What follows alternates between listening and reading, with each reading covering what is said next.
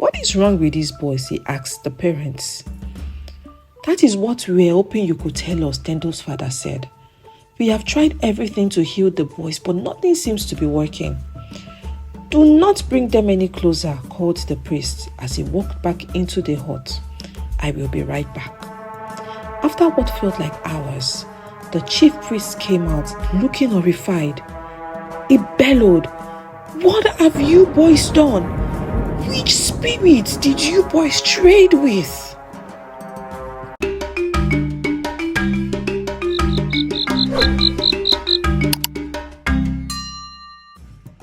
Looking at their parents, the chief priest said, "These boys have done a grave thing.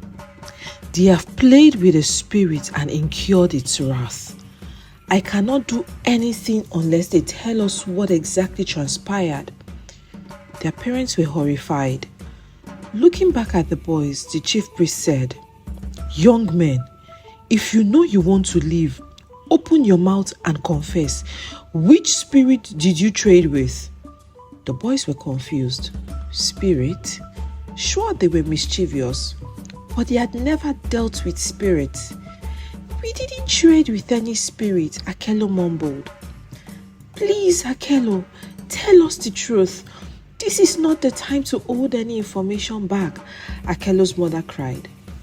"Mama, we really didn't do anything with any spirit. I promise you." "It seems these boys are not ready to talk," said the priest. "Okay, did you carry out any sacrifice not too long ago?" the priest asked. "Sacrifice? No, sir. We didn't do anything of..." Then he paused. "Oh, we only did what we saw at the harvest festival, but we were just playing." "Ha!" everybody shouted. Tendo and Akello's mother wailed loudly. "What exactly did you do?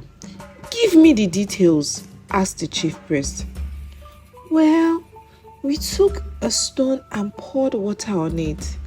We danced and chanted a song," Akello answered.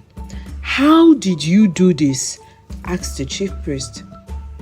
"We had snuck out at night on the day of the festival.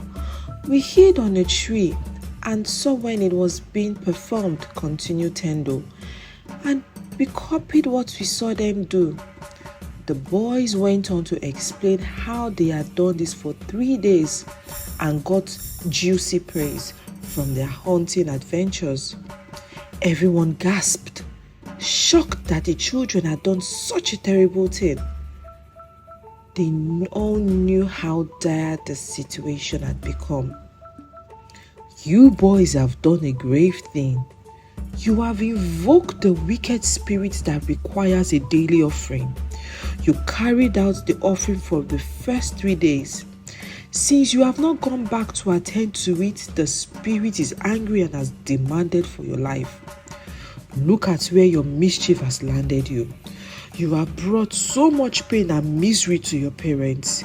You are always going to places you shouldn't go and doing things you shouldn't do.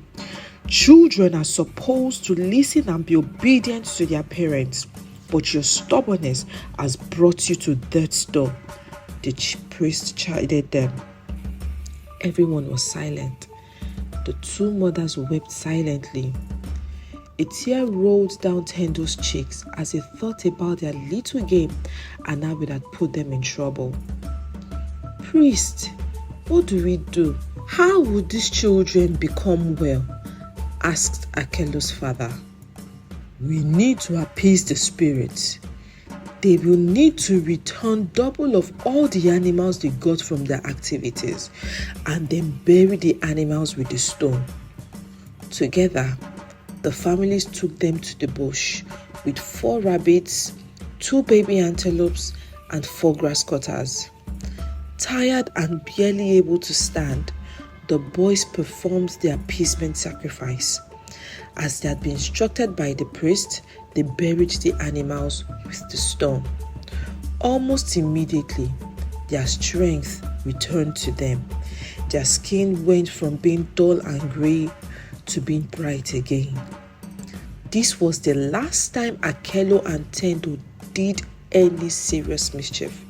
They learned their lesson in a very dangerous way, almost losing their lives in process. Tendo, Akello called, I will never ever carry out a sacrifice in my life again. Akello, if I see a festival happening in the west, I will run to the east. And if it is happening in the north, I will run to the south. Never again, declared Tendo. They had not finished talking when they saw a herd of goats nearby and chased them with sticks and stones. The villagers nearby shouted after them, Tendo and Akello, you have started again. You boys will never change. Stop causing mischief. Yes, my listeners, even though the boys stayed away from festivals, hunting and sacrifices and spirits, they were still always up to one mischief or the other. Thank you for watching. I hope you have enjoyed this story.